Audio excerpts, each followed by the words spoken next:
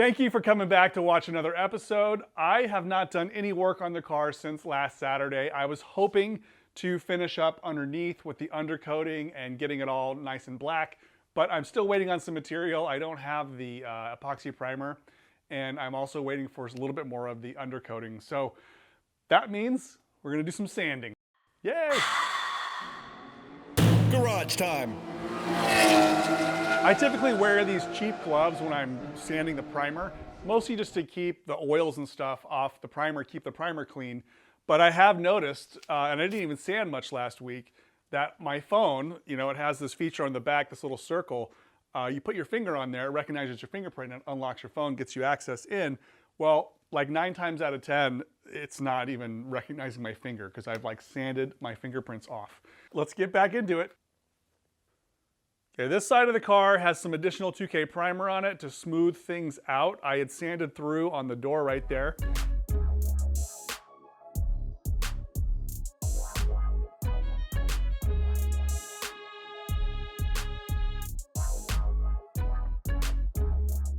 And also a couple episodes ago, Chris had called out this fender arch and noticed that the top of the flare, the line there, the body line there, isn't as crisp on the top as it is on the sides. And he's absolutely right.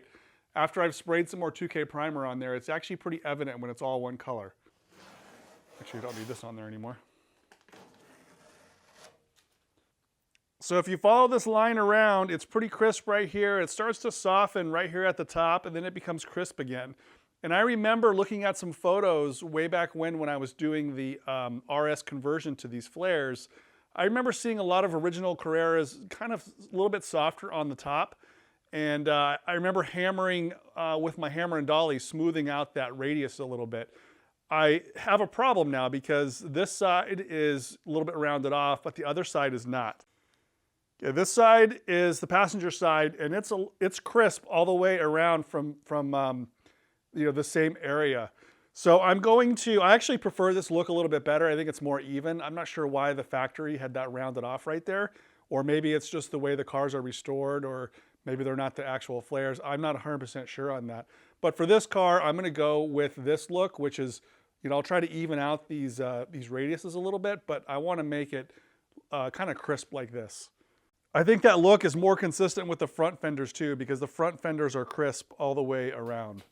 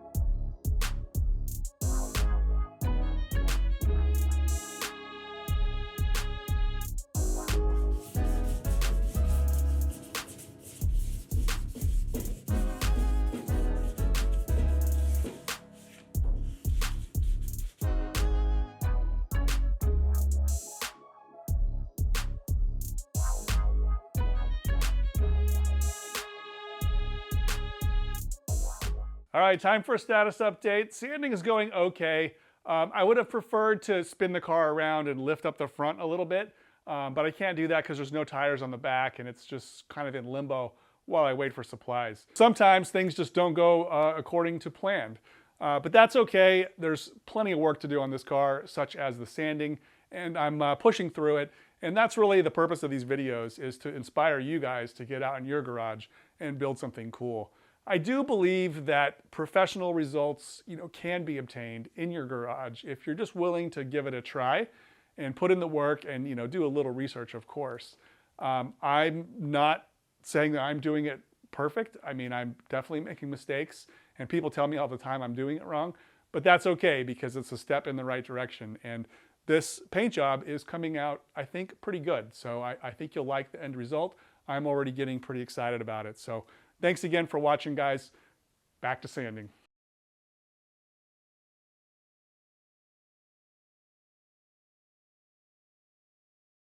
Okay, this tip comes from Mike M Restorations, also on YouTube. He's got a great Porsche, and he recommends carpet tape on the sanding block when you're doing the wet sanding. So I'm going to give that a try.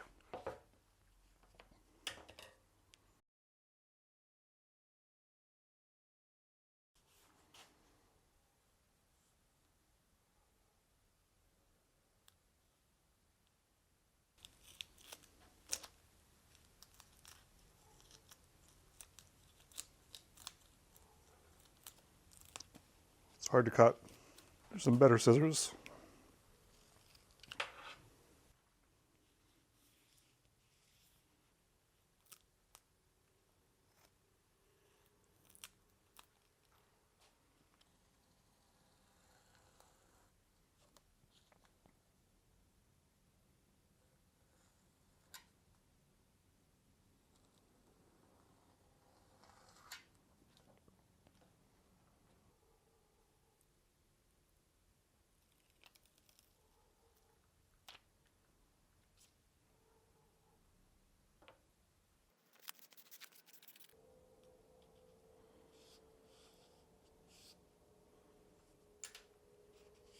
I need to buy better sheets of paper that are actually 12 inches.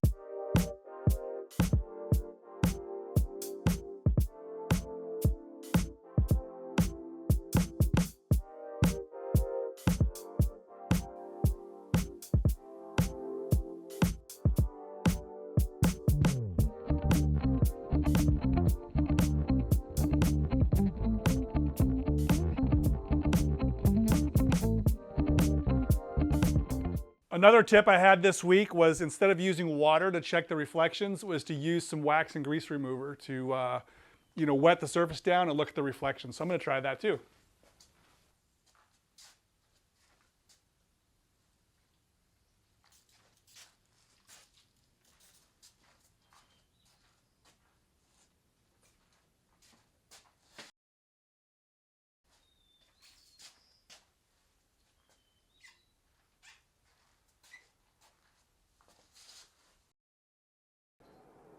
Okay, the wax and grease remover does work really well. It's a very thin film, and I think it dissipates very, very quickly, at least where I live. Okay, this is the same, same view with water.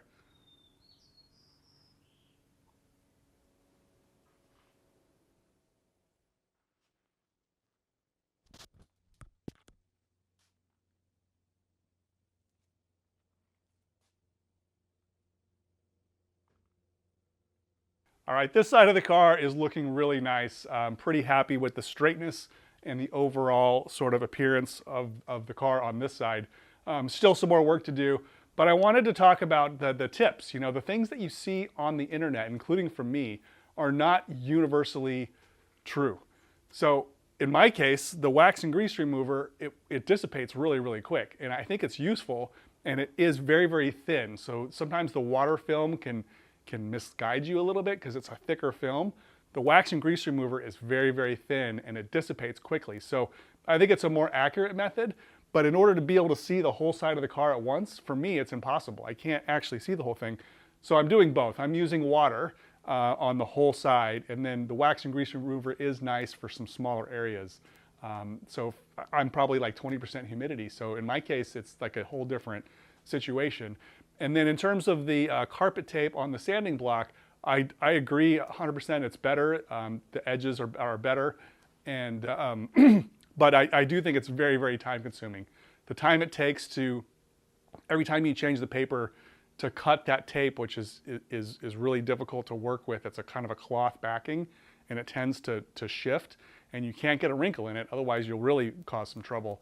So for me, I think just soaking the paper overnight in the water really softens up the paper so that the edges are very, very soft. And if you use a wider block, most of the sanding occurs in the center of the block anyways. So, you know, I think even though the carpet tape is actually better and more predictable, I think for me, I'm just going to continue just wrapping the really soft paper around the block and just going for it. Now, that's why the wax and grease remover is really good, because if you look very, very carefully in a very small area, and if you start to see lines in the primer, then that means your block is digging in and those edges are causing trouble. So I'm looking for that, but I just wanted to share kind of my experience, and by no means am I saying that I'm right and other people are wrong. I mean, I'm not saying that at all. I'm just saying that everyone is different, and please take what you find on the internet as guides, but you have to tailor it for yourself and do what works for you.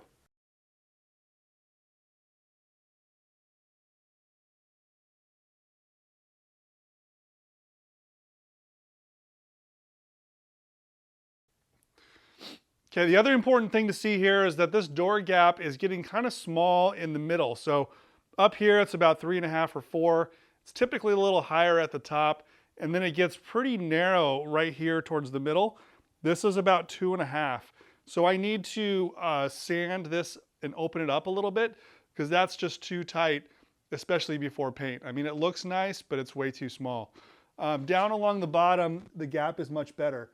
So it's just a high build primer sort of getting into this little valley here. So I'm going to open that up with some 220.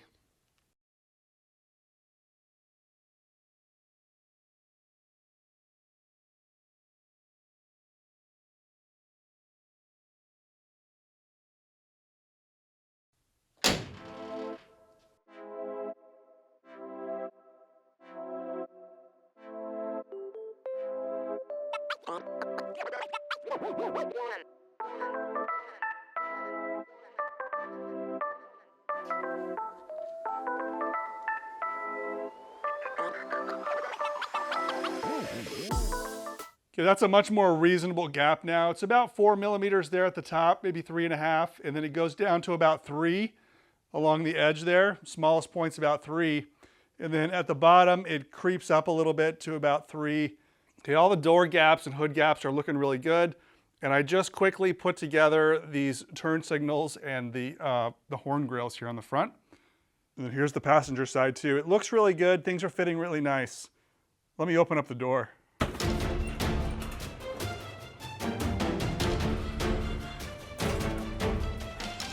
Okay, this is not looking bad considering, you know, these are the short hood fenders and the short hood actually all been converted. And the fit is looking really nice. I have to work a little bit on the edges on the parts, but I'm going to be taking them off now so I can work on them in a more comfortable place. My plan is to spray the fender off the car. Actually, the door and the hood, everything off the car. That's going to be easier for me.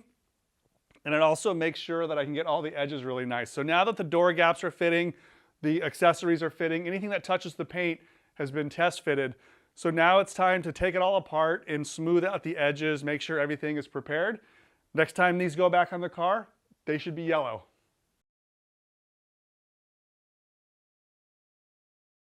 Okay, I drilled like 3 or 4 alignment holes, real small, like 1/16 inch drill bit in like inconspicuous areas. So that helps me reinstall the fender and keep its alignment when it's time to put it back together and, you know, take it apart. I've had this fender on and off so many times. Those alignment holes are really useful to get it in the exact same position every single time.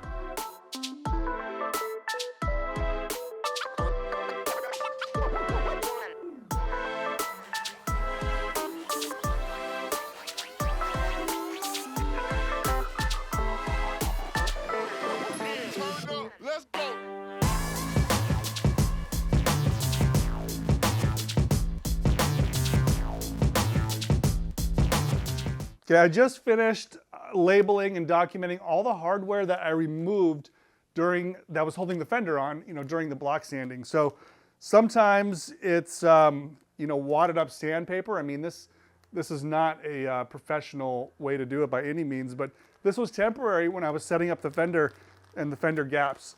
This is like a cut up piece of towel. Not sure why I use that. Sometimes there's little pieces of metal, little metal shims, sheet metal shims. Those are pretty thin. This one is a plastic shim. It's just different thicknesses and whatever I could do to make the gaps look good at the time. Now that it's all been block sanded and everything's straight, I'm gonna replicate this when I put it together for the final time, but I won't be using these lame materials. There's supposed to be a butyl rubber strip that goes between the fender and the tub. So I'll be using that, and I'll probably be cutting it up into different thicknesses and maybe some solid hard shims too, just to get the gap exactly what I want. The other reason why I wanted to remove the fender is because there's just all this buildup of primer and filler and just, you know, all this junk in here. I showed this earlier, but this needs to get, you know, cleaned up, and this edge needs to be radiused so that the seal can fit in there and everything should go well. You know, there's still a little bit of lead here and some filler all uneven in this gap here. So I'm gonna remove the door now, and that's gonna make all this cleanup a little bit easier. I can do the detail on this and then more details on the other side of the door too. Okay, to remove the door, I'm gonna remove it with the pins and not the bolts, because the bolts are adjustable and the pins just go right back in the same hole. So to keep the alignment, I'm gonna use a tool to pull that pin out. Let me show you, I made it myself. Okay, here's another homemade tool. This one's a pin puller. It has the shape of the pin head just kind of cut and a couple pieces welded around it so it can grab the head of the pin and just pull it out. So on top of here is this chain link and then some real light duty chain. Those pins aren't pushed in really hard because I've had them out before, but this is how I got them out the first time.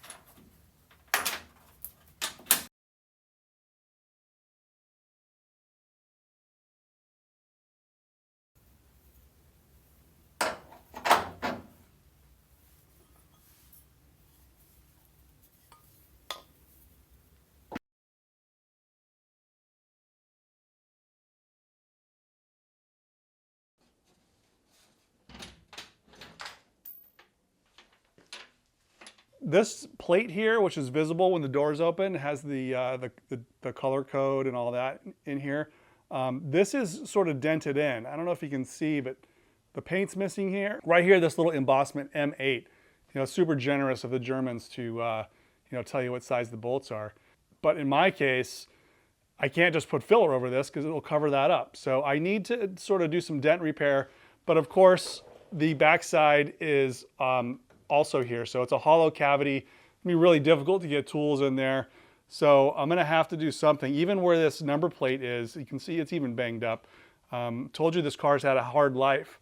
Down here, it's okay. This piece was mangled before. I did straighten this out once, but whoever took the door off before probably just wedged it open, or I don't even know how this gets dented. Here's a little note. This vehicle is finished in a 2-coat enamel system for repair. Follow manufacturer's instructions. Well, I don't know where those instructions are, but we got to fix it.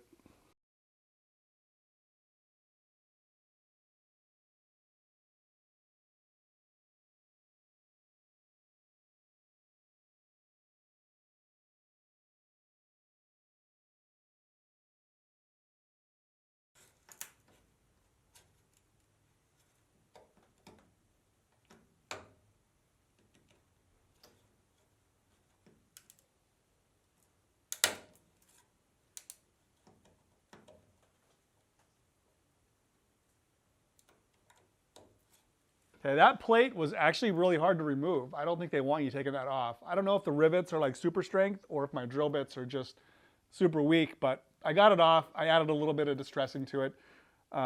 Now it's really about how to smooth out this area, and I'm gonna think about that a little bit more. I don't wanna pull it so hard that I take the hinges out of alignment. I'll probably be putting the door back on just to double check, but I'm gonna think about that. We'll see you next week. I'll continue this, and take a look at the playlist over here to the right. That playlist has all my videos in chronological order, and I'm also going to include a video about how I did the door gaps with the lead and all that stuff if you're interested. So take care. Have a good week.